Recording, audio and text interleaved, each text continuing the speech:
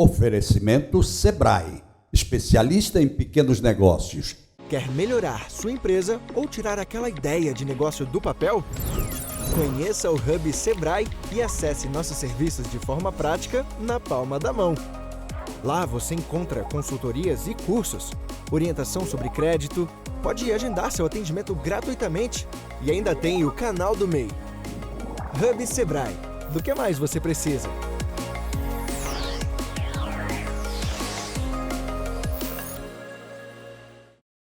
Quem compra do pequeno pensa grande. Quem compra do pequeno pensa grande. Sabe que vai ter retorno, vem em dobro, pode crer. Qualidade mais que certa. E pra cada loja aberta é emprego pro seu bairro que tem muito que crescer. Quem compra do pequeno pensa grande. Quem compra do pequeno pensa grande. Comprar da pequena empresa é pensar grande. O bairro cresce, a economia aquece e a cidade agradece. Sebrae, a força do empreendedor brasileiro. Alô, meus amigos, mais um bate-papo com Geraldo Câmara. Onde, gente? Filé do Zezé, rapaz. Claro que é o Filé do Zezé. Esse Filé do Zezé que nos recebe maravilhosamente bem. Além do mais, tem música muito gostosa. Sabe quem é que tá aqui hoje? Olha, hoje, sábado, claro, 12h30, Twin Gandaia. Que, aliás, qualquer hora dessa, vamos trazer o Twin Gandaia ao programa, né, João? Vamos trazer, que cabe é bom. Às 20h30, Marcos e Vilma. Às 20h30, Marcos e Vilma. Pode vir que não tem problema. Amanhã, olha aqui. Amanhã é domingo, 12h30, Lu Fortunato. Depois eu te falo da programação de quinta e sexta. Mas o Filé do Zezé é aquela coisa deliciosa, gostosa. Ela já está com uns quibezinhos aqui, um pão de alho de primeira e por aí vai. Mas eu tenho um grande assunto para começar esse programa. Uma pessoa que tem me impressionado. Eu a entrevistei do nosso programa de rádio lá na Rádio Senado Cidadã, às feiras às 9h, pode sintonizar, 105.5, e ela deu um show. E depois eu pedi que ela fizesse também um programa na o Elas por Elas na TV Cidadã. Ela fez, foi outro show. Então, eu acho que ela guardou um pouquinho do show aqui para o bate-papo. Maria Silva, secretária de Estado da Mulher e Direitos Humanos. Como vai, Maria? Olá, é um prazer estar aqui nesse programa. Geraldo, é sempre uma nova experiência, né? A gente poder estar aqui num programa como o seu, que a gente sabe que tem uma audiência imensa. Graças a Deus. Né? E a gente poder passar as informações, esse bate-papo gostoso, sobre a gente falar sobre a proteção das mulheres, o cuidado, o olhar diferenciado para as nossas mulheres alagoanas. Isso aí é de uma importância fundamental, sobretudo quando nós estamos vivendo uma época horrorosa, quando o progresso, a vida, o conhecimento devia melhorar, a gente vê uma relação aí que provoca feminicídios a toda hora. Eu queria que você falasse sobre isso. Por que este aumento?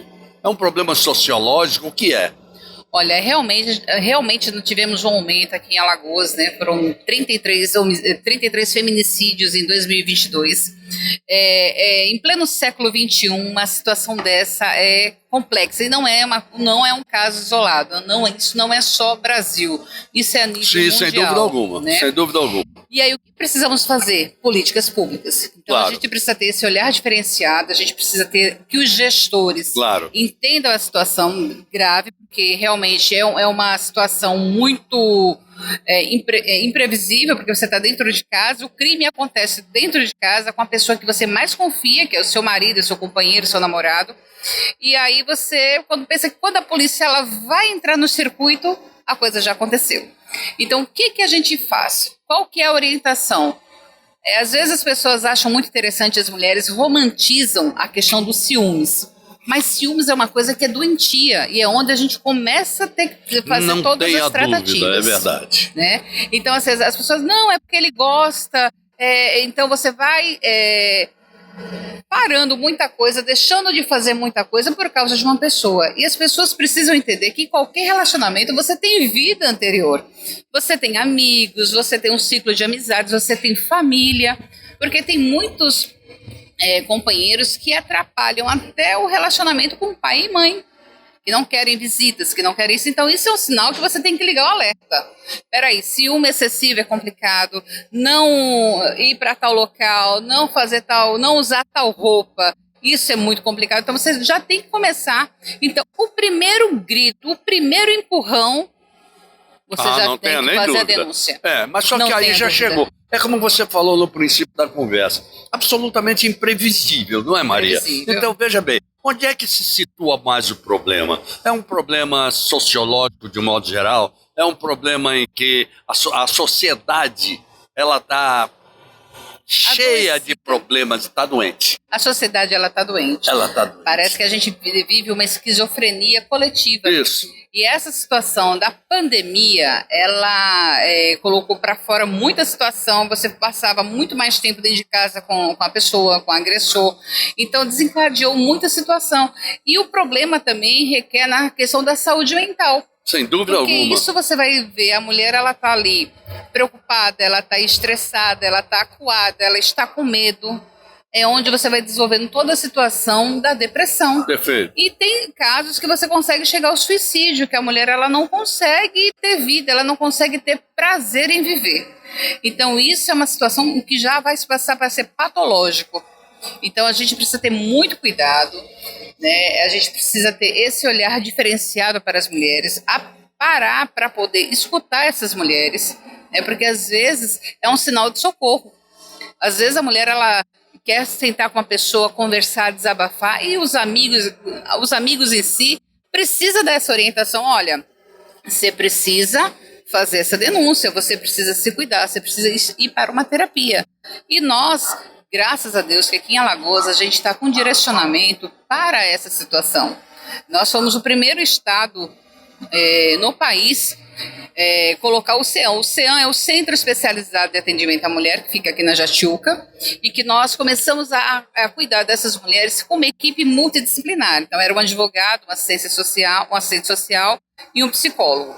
E a policial civil, porque a gente conseguia escutar essa história, cada um pegando seus relatos devidamente, e a gente não faria essa mulher de novo passar pela mesma humilhação, pela mesma situação de falar novamente de tudo que aconteceu. Mas Maria, veja bem, me permite interromper um pouquinho.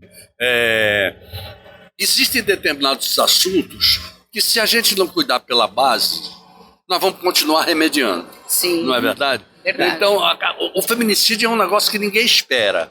Exato. Bom, que base é essa que nós teríamos que preparar para o futuro? E esse futuro pode estar muito distante, inclusive. Ou seja, é um problema educacional. Muito sério. Eu sempre falo porque tudo é a base da educação. Se você for o pilar principal é a educação. Claro. Qual que é a proposta que a gente vem fazendo, que a gente vem trabalhando?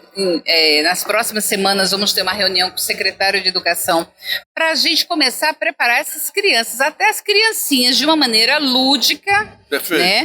Porque aí eles vão entender o que é aquela violência. Olha, geralmente quando a gente tem um programa que é Maria da Penha vai às escolas. Certo. Então nós temos uma equipe preparada já com linguajar do jovem. São duas jovens, né? São jovens advogadas, jovens assistentes sociais, que elas vão para escolas e elas começam a fazer o debate sobre a Maria da Penha. Ok. Sobre a questão do namoro legal. Certo. Por quê? Porque é ali onde começa tudo, as paqueras, Não as situações, dúvida. a escola. Então precisa se ter uma orientação.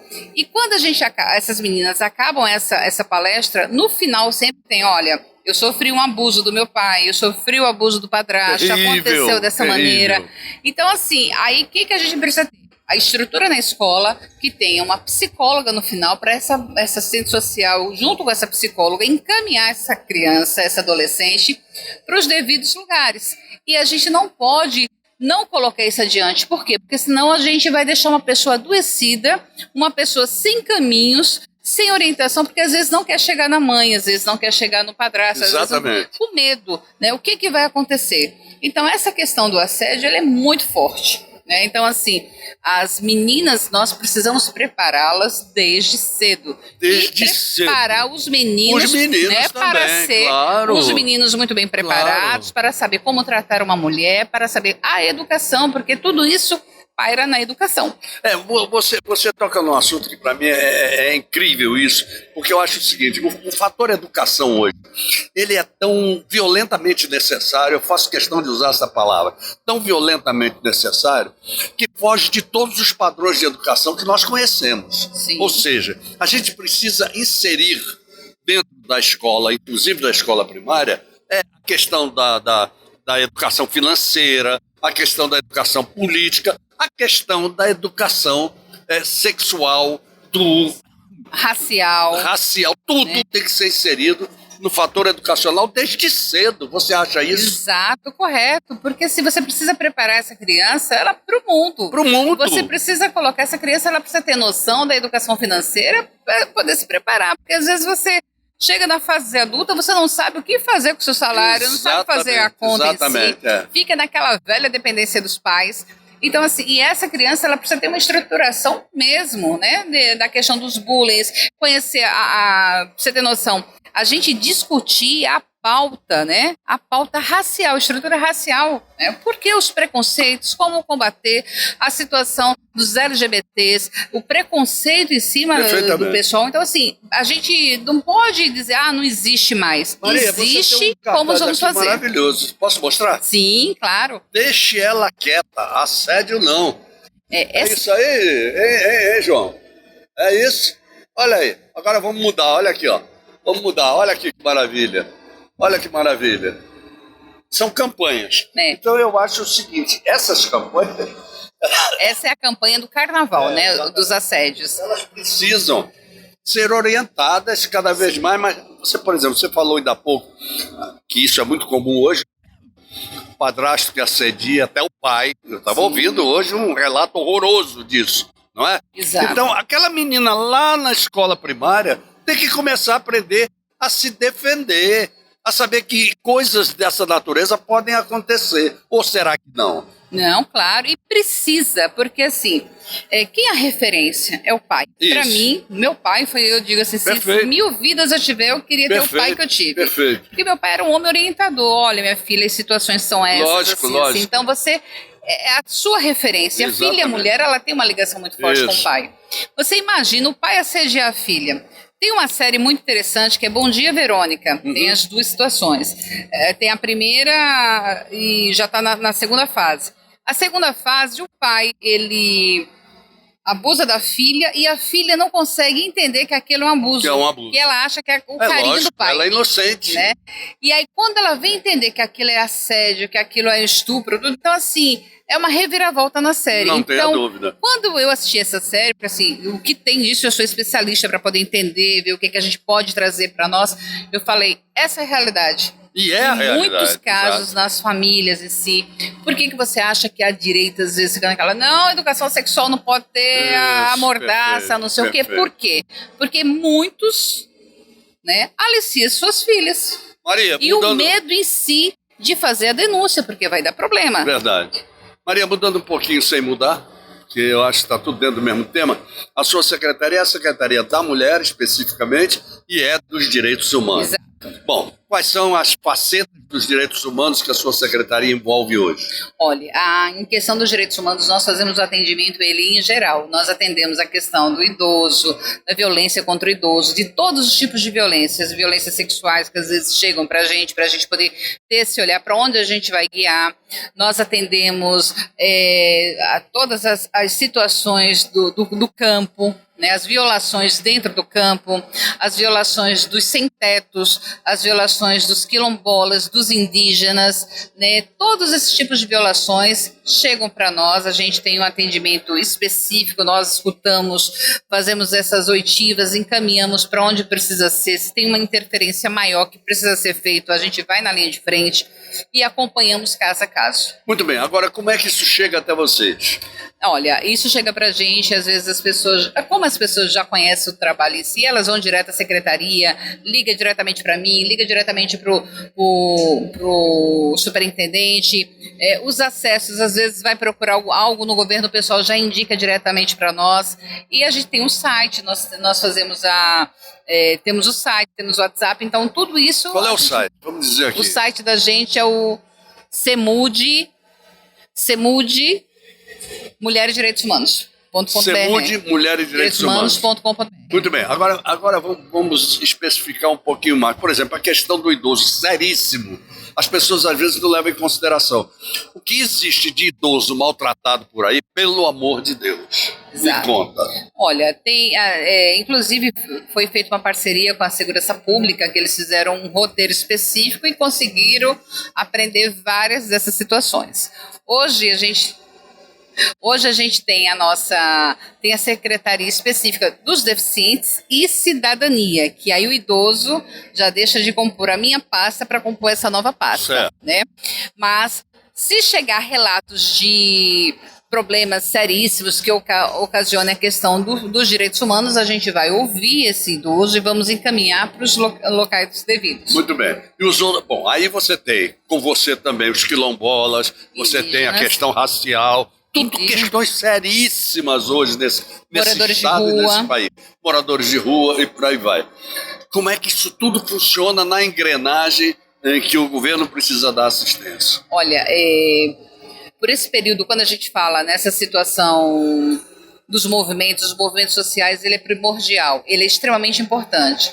Mas a gente tem que ver que passamos 4 anos aí que não foram vistos. O governo federal ele não teve olhar para os movimentos sociais. Então tem um déficit muito pesado. Então a gente está recuperando, a gente está remontando, porque temos um outro governo, o governo federal, que tem um outro olhar diferenciado. Ele tem essa questão para os movimentos sociais, para a questão da mulher, porque antes nós tínhamos... voltou o Ministério da Mulher, antes o que tinha não funcionava, né? Então assim, as políticas em si, cada estado fez a sua, né? Então assim, Alagoas, ela chega a ser referência para outros estados, como nós temos aqui todas essas situações do CEAM, o Centro Especializado de Atendimento à Mulher. Nós vamos ter um complexo agora, né, que é muito importante. Esse complexo compõe 5 apartamentos, com brinquedoteca, com auditórios, com espaço para poder fazer essas formações, e vai funcionar 24 horas. A importância da gente poder acolher essa mulher com muito zelo, com muito cuidado. Essa mulher, ela precisa de um tratamento psicológico durante 6 meses, isso nós já fazemos, e encaminhar essa mulher para um trabalho, porque ela precisa trabalhar a autoestima dela, ela precisa estar com o financeiro dela garantido, sem dúvida. E a gente trabalhar essas linhas. A gente está fechando um projeto com a ONU, estamos fechando um projeto com Aroeiras, com outras experiências nacionais e internacionais, para trazer para Alagoas. E Alagoas, ela ainda vai ser o primeiro estado no país a fechar esse projeto com a ONU Mulheres. Agora eu queria dizer a vocês o seguinte, com muito orgulho eu estou tendo esse prazer de conversar com a Maria. Maria é de origem indígena. Isso. Não é isso? Isso. Olha como isso é importante a gente passar. Quer dizer, uma mulher que veio dessa coisa maravilhosa que é o índio, né? São os nossos avós, tetravós, sei lá o quê, porque eram eles e são eles os donos desse país, faz o trabalho que ela está fazendo agora, não só como indígena, mas muito mais. Isso é muito importante. O que é que você quer dizer a ele nesse finalzinho da sua entrevista? Olha, porque você vai voltar várias vezes, viu? Primeiro, é um prazer, é uma honra poder estar aqui, a gente poder divulgar o nosso trabalho, a gente poder ter acesso, e que todas as mulheres acessem, né, e se cuidem, se priorizem e se trabalhem, porque o amor assim é muito grande, a gente tem muitas propostas para poder trazer, a gente precisa realmente interagir nessa situação. E se vocês sabem que tem alguma amiga, uma vizinha que está passando por essa situação, eu indico que procure a Secretaria da Mulher, que procure o CEAM, o Centro Especializado de Atendimento à Mulher, porque isso é extremamente importante. Isso salva vidas. Não tenho a menor dúvida. Eu quero agradecer profundamente a sua vinda aqui, na certeza de que esse é um assunto que a gente precisa desdobrar. O que a gente fez hoje foi um resumo.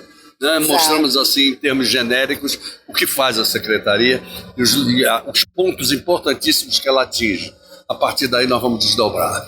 Será um prazer. Muito obrigado sempre. Por ter vindo. Eu que agradeço. Muito obrigado mesmo, ok? Obrigada. Vamos até os nossos comerciais, gente. Lembrando sempre do nosso querido Sebrae, que faz um trabalho tão bom. Um dia eu converso com a Maria sobre isso, que é a questão de, quem sabe, levar para os quilombolas, levar para os indígenas o MEI. Quem sabe estimular o empreendedorismo cada vez mais nessa área. Voltamos já. Quer melhorar sua empresa ou tirar aquela ideia de negócio do papel? Conheça o Hub Sebrae e acesse nossos serviços de forma prática na palma da mão.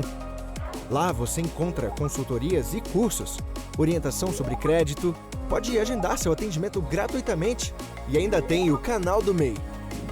Hub Sebrae. Do que mais você precisa?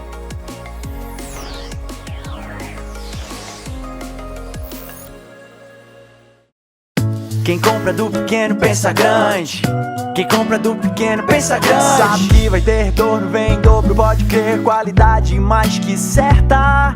E pra cada loja aberta é emprego pro seu bairro que tem muito que crescer. Quem compra do pequeno pensa grande. Quem compra do pequeno pensa grande. Comprar da pequena empresa é pensar grande. O bairro cresce, a economia aquece e a cidade agradece. Sebrae, a força do empreendedor brasileiro.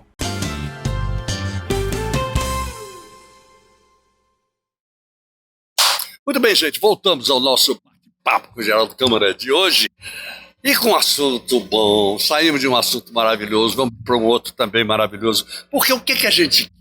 A gente sempre quer ver o progresso da cidade onde nós vivemos, o conforto dessa cidade.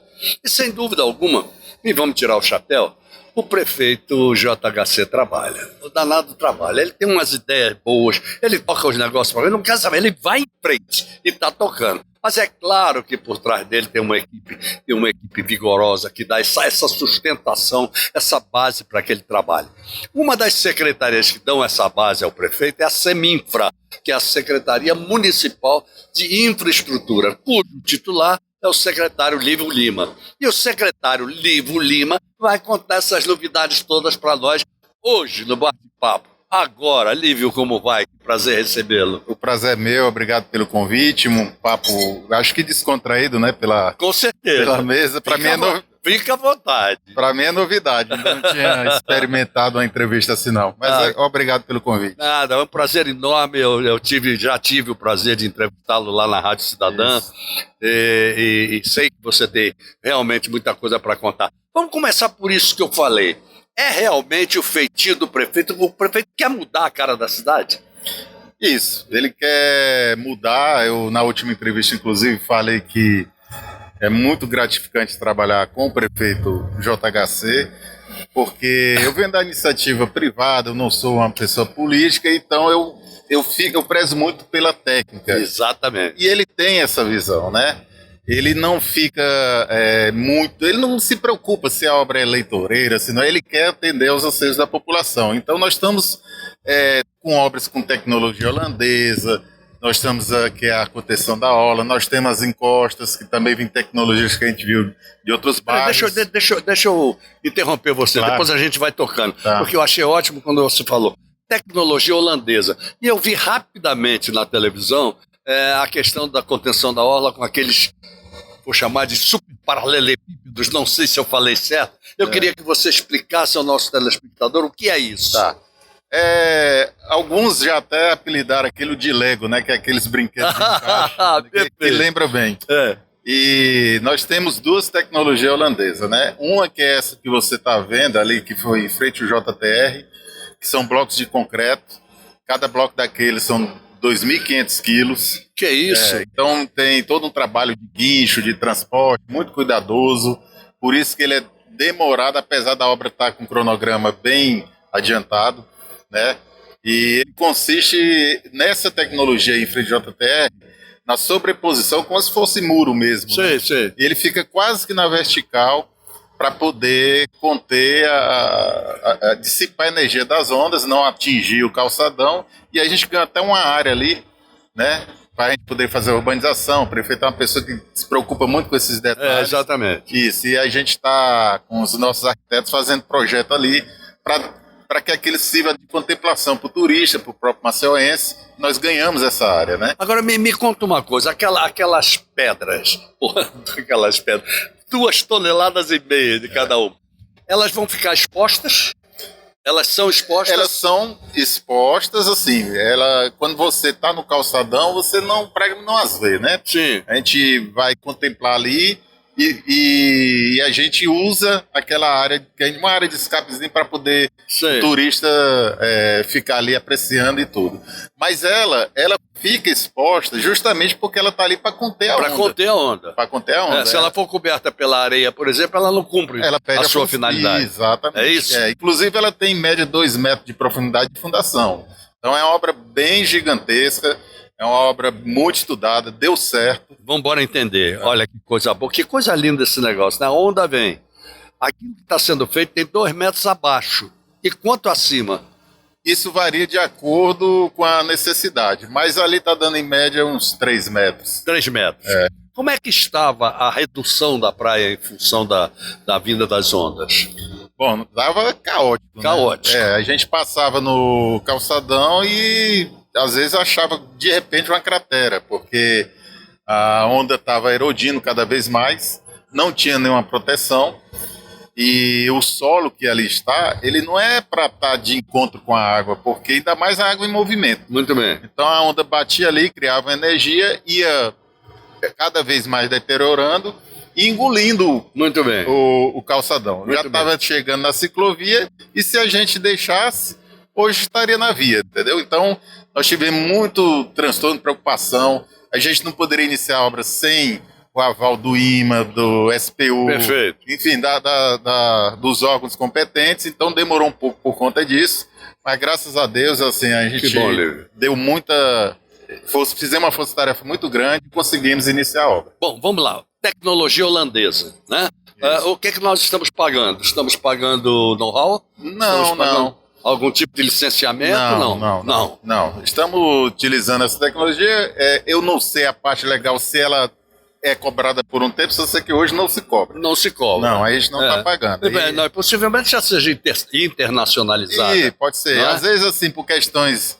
Às vezes até humanitário, porque muita gente abre mão e tal. Perfeito. E aí a gente está utilizando, são 2 tecnologias, tem essa que a gente chama de Lego, ficou popular, e tem uma outra que são peças pré-moldadas de forma hexagonal. Certo. E elas são encaixadas como se fosse uma colmeia. Perfeito. E ela é mais deitada. Perfeito. Então, para cada tipo de situação, a gente adota uma tecnologia ou outra. Quando você diz cada tipo de situação, quer dizer, o manejo de ondas, etc. Isso, né? O impacto que está dando, o relevo da praia. Muito bem. Então, dependendo da situação, a gente utilizou uma ou outra tecnologia. Agora, é o seguinte, eu costumo dizer que o JHC tem um negócio interessante. Ele não tem medo de obra enterrada. Nenhum. Isso é muito importante porque normalmente se diz isso, né? Se aquele prefeito que não faz, por exemplo, a obra de saneamento básico, tem medo porque a obra fica enterrada. E nós estamos fazendo um grande saneamento básico aqui. Eu queria que você falasse sobre isso, por favor. Isso. Qual é o método e qual é o resultado que vai dar aquela questão de chegar até o emissário submarino. É o famoso... Renasce Salgadinho.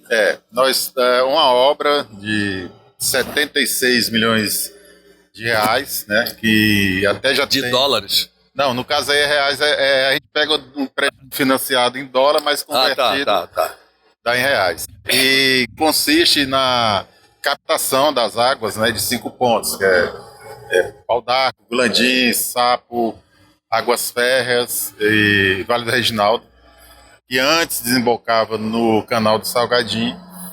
E continua ainda, a obra não concluiu, mas a ideia é fazer essa captação, né, que a gente sabe através de teste, e até visualmente falando, a gente vê que tem contaminação, né, por parte de esgoto. Sim, sem dúvida. A grande reclamação sempre foi. Isso. Né? E a ideia é a gente passar a levar essa água para o emissário submarino, que deveria ter acontecido lá atrás e não foi. Não tenha dúvida. Não tenha dúvida. Aí nós estamos levando uma obra esquecida. Isso. Nós estamos levando para o emissário, é feito um pré-tratamento antes de colocar no mar. É uma distância tal em que não tem problema para os banhistas, porque você já, além de fazer o pré-tratamento, o pouco que ainda sobra, a dessalinização, ela transforma lá a coisa e ela dissolve a água, então vai praticamente zero para os banhistas. Isso na questão do Salgadinho. Isso. Quer dizer, que água vai chegar depois de concluída a obra? Que tipo de água, primeiro, de onde ela vem, se ela vai ser a construção de um canal, e quando ela chega lá naquele famoso estuário do Salgadinho, por que ela vai chegar limpa? Primeiramente, ela vai praticamente captar água de chuva, né? Naquela distância que está ali próximo ao mar, ela vai captar água de chuva. Nós temos uma espécie de rede de proteção para bloquear os detritos, né? A parte sólida. A parte sólida. Né? Que é um absurdo. Que é um absurdo. A gente vê coisas de todo tipo. Já vi sofá, geladeira, televisão, colchão, tudo. É uma casa mobiliada, já vi ali. Exatamente. Isso chama-se falta de educação. Isso. Então, não adianta querer reclamar se também não houver educação em relação a isso. A educação ambiental hoje deve começar, eu falava aqui com a Maria, que era a secretária da Mulher, sobre a questão de que todos esses assuntos hoje devem ser tratados a partir dos meninos e das meninas, lá embaixo. Isso. Eu acho que é a mesma coisa com a ambiental. Deve haver educação ambiental, você não acha? Inclusive, nas nossas redes de drenagem, o que mais a gente vê nas nossas manutenções é retirada de garrafa PET, boneca de criança. Então, assim, muitas vezes a gente faz a desobstrução, né? Nós temos aí 3 equipamentos vindo de fora também, para desobstrução de bueiros e tudo, para que a água da chuva escoe. Eu lembro que no último programa você me falou, vai fazer a drenagem. Às vezes a drenagem existe ali e não tem funcionalidade por conta de lixos que é jogado pela população. Exatamente. Então, a tubulação começa a receber resíduos sólidos das mais variadas, né, jogada pela população, e vai se acumulando ali de um modo tal que ela obstrui a passagem da água. Perfeito. Então fica, às vezes, um bairro inundado por questão de lixo. E aí a gente faz o trabalho preventivo, a gente usa os nossos equipamentos para a sucção disso, porém, às vezes, em 15 dias nós temos que voltar para o mesmo lugar porque já está fazendo a mesma coisa. Já está entupido. Então, Agora me conta uma coisa, isso é um negócio que todo mundo pergunta sobre isso. É a questão das ligações clandestinas, que são a grande base para a poluição que aconteceu e que chegou no ponto que chegou. Isso. Como é que isso vai ser resolvido, Lívio? Já está sendo resolvido. Pronto. De que maneira? Nós temos uma comissão formada pela Semifra, SEDET e Vigilância Sanitária, que dá diariamente aí fazendo inspeção. Nós temos robótica, né, vídeo inspeção para ver as tubulações. A gente detecta muita ligação clandestina. A gente autua, né, e já para dizer que a pessoa tem um prazo para evitar, para poder corrigir o erro que ele tem, né, porque você ligar um esgoto na rede de drenagem, isso é um crime ambiental tremendo. Então muita gente faz, não sei se por desconhecimento, por questão de comodismo. Ou já encontrou assim? Às vezes nem sabe. Nem sabe, exatamente. Alguns se tornam até surpresos. É verdade. E tem alguns que a gente não consegue identificar, a gente faz até o tamponamento. Que a gente consegue uma massa que a gente produz e fecha aquele local para não contaminar mais o duto. Olívio, qual era a quantidade de ligações clandestinas que existiam? Sobretudo ali para aquela região do Reginaldo, é Sapo, né? Sapo. E o próprio...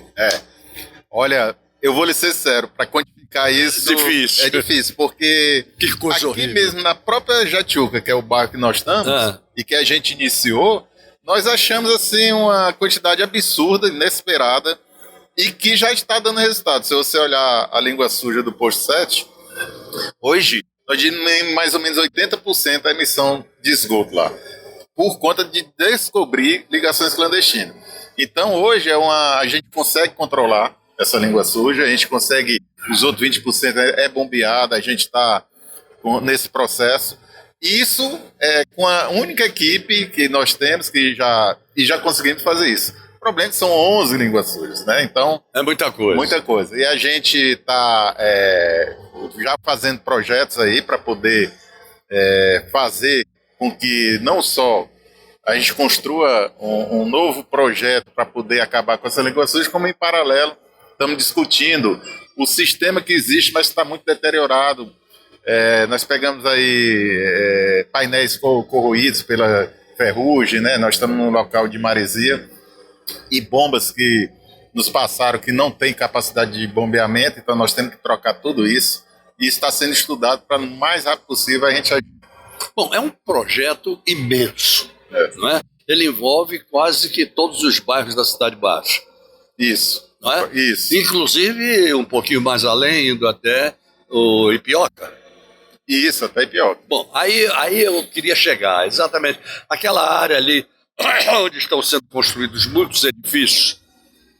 Eu soube que 80% dos edifícios que estão sendo construídos ali, eles têm um saneamento básico próprio deles. Ou seja, não joga no mar, não tem como jogar e não precisa do esgotamento. É verdade isso?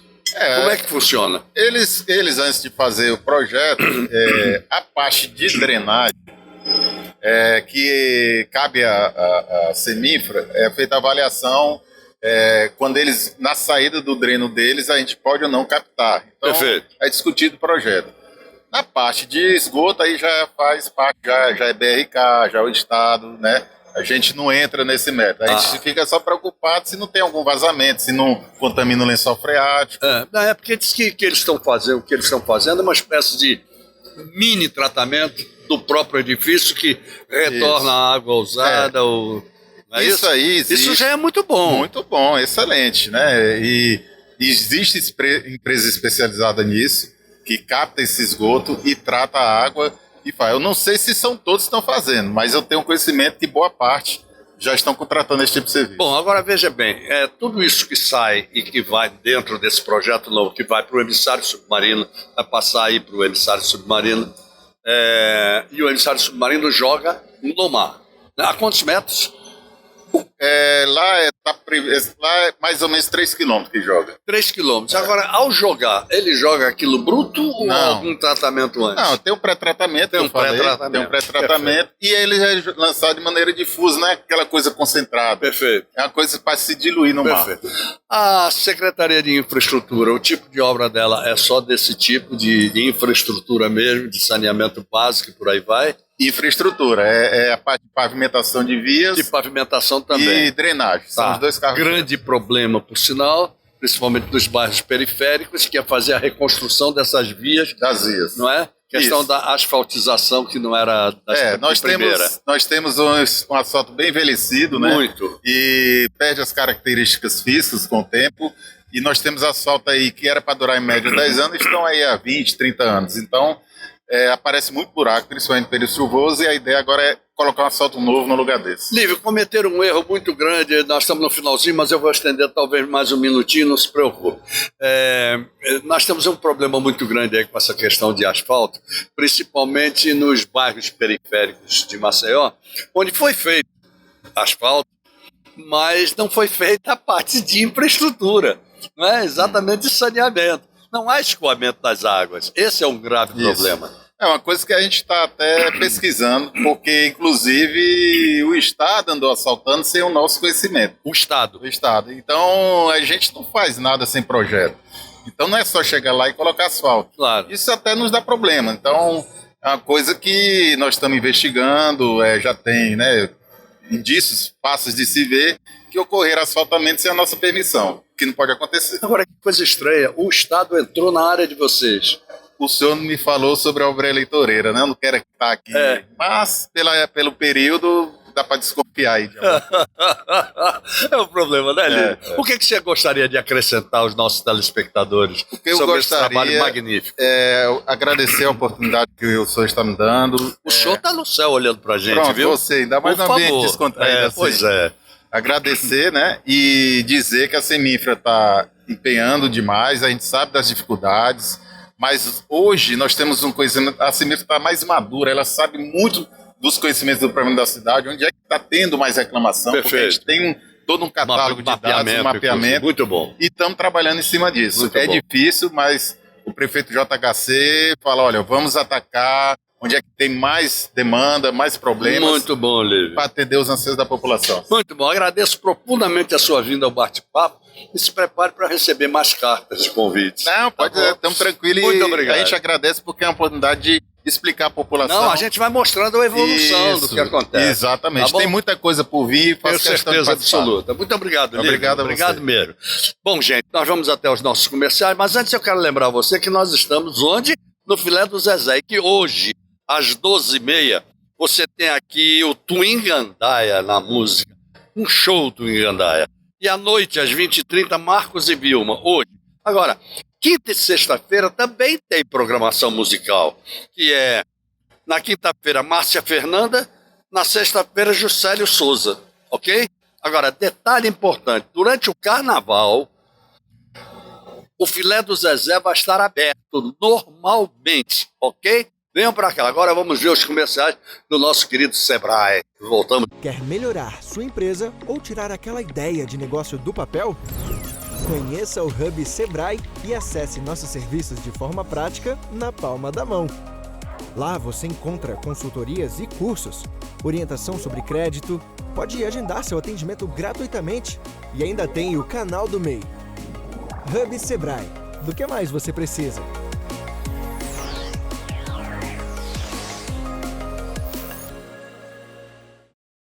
Quem compra do pequeno pensa grande. Quem compra do pequeno pensa grande. Sabe que vai ter retorno, vem em dobro, pode crer. Qualidade mais que certa. E pra cada loja aberta é emprego pro seu bairro que tem muito que crescer. Quem compra do pequeno pensa grande. Quem compra do pequeno pensa grande.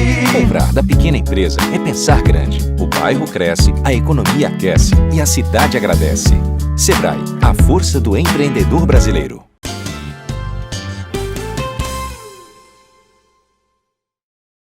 Eu voltei, você voltou, o bate-papo tá aqui, vamos em frente, é hora de música. Não é hora de música? De vez em quando eu trago esse cara, agora esse de vez em quando tem 25 anos, 26 anos, sei lá, que ele frequenta o bate-papo. Conheci um menino, quase que um menino, sabe? E foi devagarzinho, mas você conhece de sobra, quem não conhece ele aqui, não conhece música, não sabe das coisas que acontecem em Maceió. Não é Alan Bastos. É meu amigo geral. Ou não é? É verdade. É verdade? Pura verdade. Todas as vezes. Agora o menino tá de cabelo branco, ó. Sim, você me conheceu ainda com cabelo preto e. Cabelo preto. E dente de leite ainda. É dente de leite.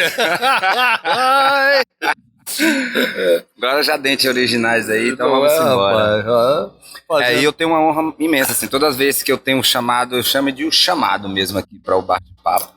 O seu chamado é uma honra pra mim. Mas você sabe que dessa vez não fui eu que chamei? Sei, dessa vez eu sei. Engraçado, porque geralmente eu recebo o seu telefonema, mas né? eu mando um abraço pra Tayane. Tayane, que a produção. Que aliás foi muito educada, foi uma fofa. Pois nossa, aí. Isso é importante. Muito competente. Muito competente. Aí quando ela me disse, Alan Bastos, quem? Não conheço esse rapaz não sei quem ele é não. Ah, que coisa boa. Aí ela morreu de rir. Coisa boa. Claro, eu digo, não, isso é sempre uma honra, é sempre um prazer receber você. Como é que tá a carreira? Como é que estão as coisas? O que está acontecendo pós-pandemia? Vamos lá. Olha, então, pós tudo isso, eu acho que a gente começou agora... Mudou de nome? Agora é pós tudo isso? É, pós tudo isso. Não é pandemia, não é? Não, porque aconteceram tantas coisas, né? Pois é verdade. Na verdade, é verdade. Eu boto tudo isso pra gente não entrar em muitos detalhes, né? Porque foi muito difícil esses últimos, né? Esse último ano. Então, eu me posiciono, sabe, Geraldo? Eu estava pensando outro dia sobre o incentivo à lei, todos esses incentivos que nós tínhamos, etc e tal, que é uma coisa essencial para movimentar a cultura brasileira. Mas você está voltando. Então, eu estava pensando exatamente nisso. Então, você me fez essa pergunta, eu vou te responder com duas respostas. A primeira era a deficiência dessa distribuição. Exatamente. Né, dessas leis. E agora, e a outra resposta é que eu sempre fui um camaleão, eu sempre sobrevivi um pouco da noite. Com certeza. Né? Então, a noite te traz experiência, te dá a bolacha. Te dá cabelo branco. Te dá cabelo branco, com certeza. Os dentes caem, aquelas coisas. E aí, eu estava pensando nisso. Eu sou um sobrevivente, como grandes músicos daqui também, dúvida, que a gente, sem incentivos maiores, etc e tal, a gente consegue fazer o entretenimento local. E muito bem, diga-se de passagem. Estou falando só de mim, estou falando dessa turma toda que você... Que é uma grande turma. Que você conhece, né? De perto. Claro. Né, esse tempo inteiro entrevistando essa turma toda. Então, eu não vou reclamar, porque eu tinha esse escape, né? Que é a da noite, que é o meu trabalho, que sempre foi muito honrado, etc. Mas tantos amigos aí que não têm essa pegada não conseguiram, necessita diretamente da lei. Agora você falou um negócio muito sério, que não tem essa pegada.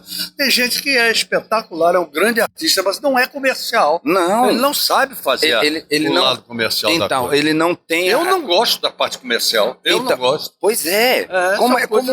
Como é que eu vou parar para resolver o problema? E outro detalhe, mais uma coisa que eu bato na tecla, assim, eles colocam muita dificuldade para o artista conseguir documentação. Verdade.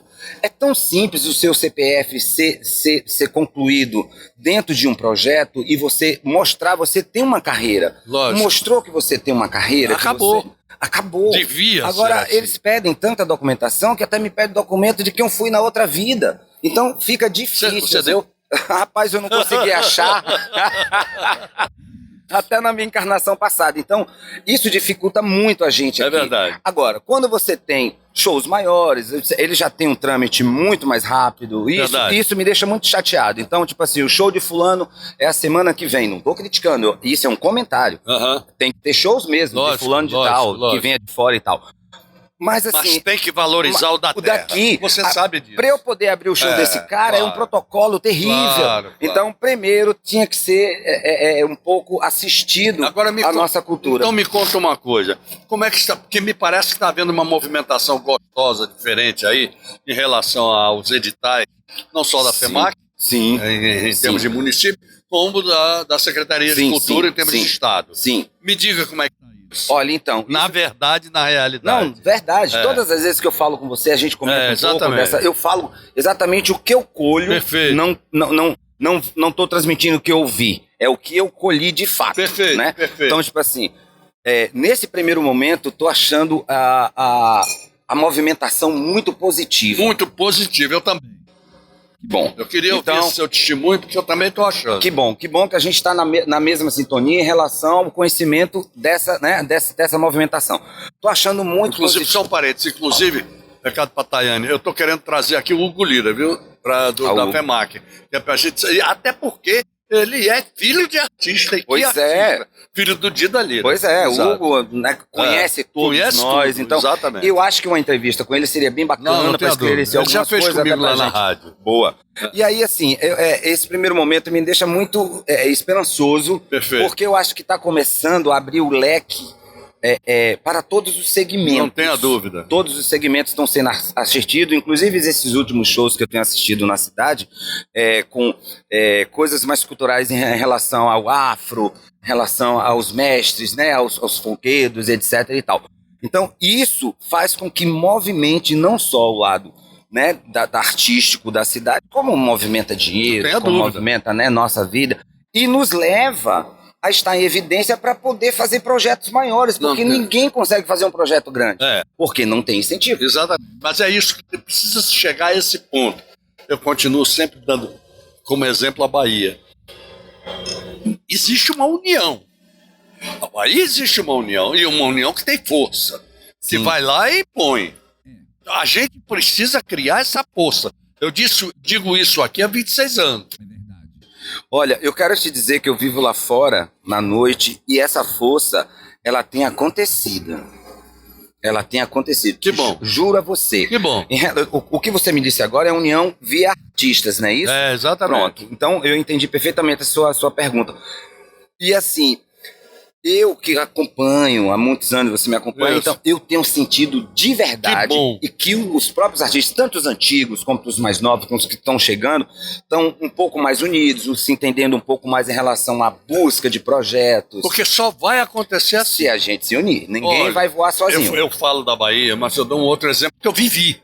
E como eu vivi, que foi a Paraíba. Sim. A Paraíba é impressionante o que você tem. Primeiro, o que você tem de vocação lá. Vocação musical. Muito. É espetacular. Segundo, é a união deles.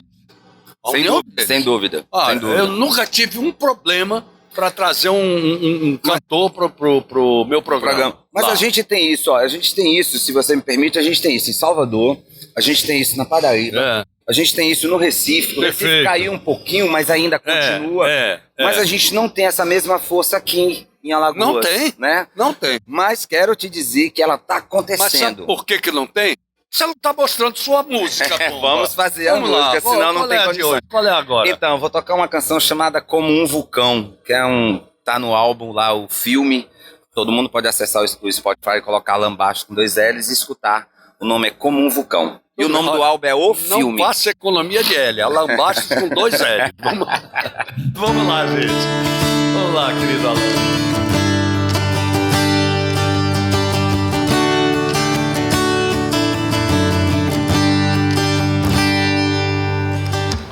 Anoitece o dia no meu mundo, quando já é hora de amanhecer. Vida se resume em madrugada,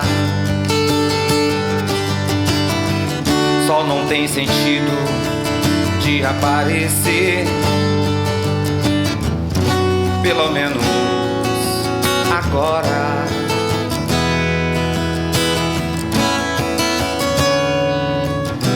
Sabe, eu já nem sei se me domino, quando já é hora de amadurecer. Eu já nem me escuto, nem me trago.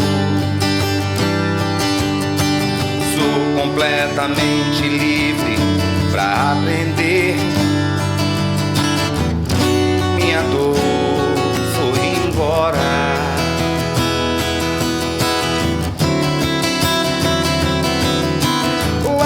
De pessoas me trouxeram, eu não consigo me levar.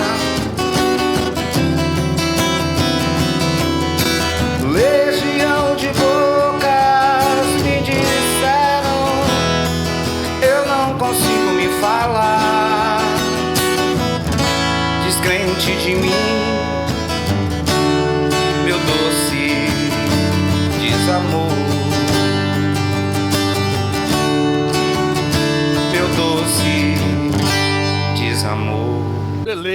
Beleza, Alan, essa é nova. É uma canção relativamente nova porque ela sua.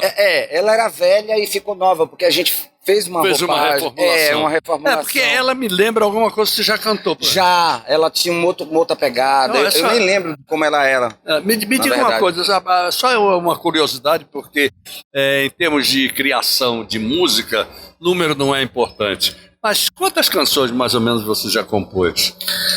Olha, você me fez essa pergunta alguns anos atrás, e assim, eu não sou um bom compositor, um grande compositor daquele dia a dia. Certo. As composições que eu tenho, elas nascem, elas aparecem na minha cabeça como música pronta. Perfeito. Eu sou muito difícil assim, não, hoje eu vou compor. Não consigo fazer isso. Mas eu tenho amigos que sentam e aí a gente começa a bater papo e acaba saindo uma noite verdade. Como a gente já tinha combinado de fazer isso. Mas eu calculo aí, Geraldo, umas 200 canções. Que beleza. Umas 200 canções. Da qual algumas eu não lembro, mas eu tenho que ir lá no arquivo e tal. Não, mas... Porque ainda nem sai. Ficou no papel, perfeito. Tá lá meio gravada e tal. Quais são os caminhos da música brasileira? Como é que você enxerga os caminhos da música brasileira? Só existe um.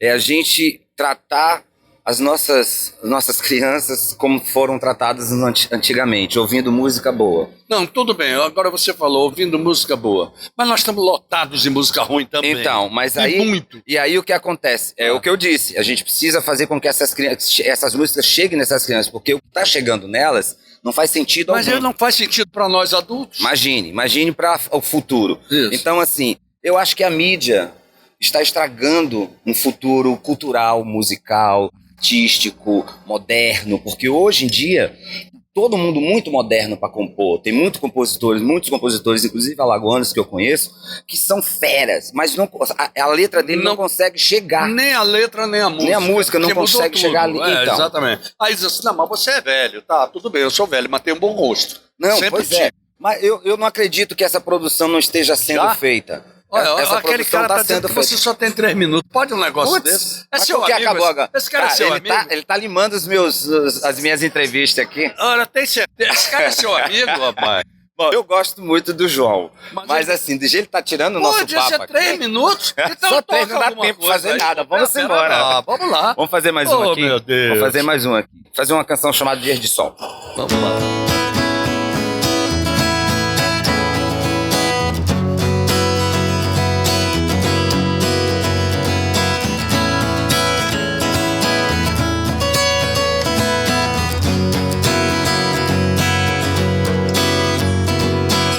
Sigo os teus passos sem poder lembrar dos meus. Alimenta essa loucura. Digo o que quero, não escuto o que me dizem. Como um vírus sem cura. Pra entender o que eu não sei, então dizer nunca mais. Uma caixa preta com cenário de horror. É assim que eu me sinto, sempre procurando resolver a minha dor, sem pensar no instinto, pra entender o que eu não sei, então dizer nunca mais. Será melhor assim, sem ter você seguindo essa estrada. Dias de sol, enfim, por onde eu for, sem pensar em nada. Será melhor assim, sem ter você seguindo essa estrada. Dias de sol, enfim, por onde eu for, sem pensar em nada, sem pensar em nada, sem pensar em nada. Dias de sol. Isso é o que a gente falava, isso é música. Isso é música, isso é bom gosto, meu querido amigo. Fato. Não desmerecendo outras canções, mas eu acho que assim, hoje a gente está precisando de poesia, de coisas onde a gente possa fazer as pessoas pensarem, né? Essa coisa do lá, lelele não dá mais. Não, tenha paciência. Ainda bem que existe muita gente boa também. Muita. Que ainda está sendo mostrada. Sim. Ok? Bom, você faz alguma coisa junto comigo? Claro. Vamos assistir o vídeo da Pauline Reis do Sebrae? Vamos lá? Vamos nessa. Pauline, fala aí. Olá, eu sou Pauline Reis. Sou analista da Unidade de Relacionamento Empresarial do Sebrae Alagoas. Vamos falar um pouquinho da última sexta-feira, onde o Sebrae pôde participar do evento Inova Escolar 2023, voltado para a diversidade e inclusão. Um evento realizado com diversos parceiros, inclusive com todos os parceiros do universo da gestão escolar, né? Na ocasião, tivemos palestras, rodadas de negócios e mesas redondas onde tratamos de diversas temáticas. O evento iniciou focado no empreendimento mais importante do negócio, que é o gestor, que é a pessoa que está à frente daquela instituição e que vai promover, de fato, a diferença dentro do ambiente escolar para que você possa inovar e leve todos esses modelos para o aluno, para a sociedade, inclusive para o professor, que vai poder dar essa dinâmica ao processo. Na sequência, tivemos rodadas de negócios, onde empresas ofertantes e empresas compradoras puderam negociar e baratear preços, trabalhar com ofertas aí mais competitivas e assim estruturar relações. E vale destacar que nós tivemos empresas de outras regiões aqui do estado. Então, nós conseguimos movimentar aí, inclusive, as questões financeiras. No período da tarde, o Sebrae pôde compartilhar com os nossos clientes todas as soluções específicas que nós temos e que podem ser ofertadas a essas empresas que trabalham com educação, principalmente escolas particulares. Essas empresas podem contar com o Sebrae a partir de diversas consultorias, capacitações e orientações técnicas. Nós temos um analista dentro do Sebrae responsável e à disposição dessas empresas para que possam inovar cada vez mais a partir desses produtos que são ofertados. Além disso, nós ainda temos a educação empreendedora, que é um produto do Sebrae também, onde você vai poder trabalhar tanto o professor como o aluno. À medida que você vai trabalhando todos os programas de empreendedorismo, todos os movimentos de negócio, esse aluno, ao final, ele vai poder ter uma mini empresa. Então, ele já vai sentir o que é o empreendedorismo ao longo de todo o processo. E isso rebate, inclusive, dentro da sociedade, porque ele vai fazer com que os pais também se envolvam. Vocês podem acessar todas essas informações e conhecer um pouquinho de tudo isso nas nossas redes sociais ou no nosso canal 0800 570 0800. Viu como é importante? Super importante. Como é importante ele dizer assim: poxa, o cara só deixou você tocar 2 músicas, rapaz. Mas não tem nada não, você volta? Volto com o maior prazer, Geraldo. Assim que você me convidar, que agora não é você mais que liga pra mim, vou ficar com saudade dos seus telefonemas. Não, mas eu vou ligar. Alain Bastos, que coisa boa. Muito obrigado, meu querido. Obrigado a você que encerrou esse programa maravilhosamente bem. Feliz da vida por estar aqui com vocês. Muito obrigado, obrigado a vocês minha também. Gente. Estiveram conosco até agora, até o próximo sábado, se Deus quiser, com mais um bate-papo com o Geraldo Câmara, como sempre. Ele mandou dizer que quer, como sempre, e ponto marcado. Até lá, gente. Oferecimento Sebrae, especialista em pequenos negócios.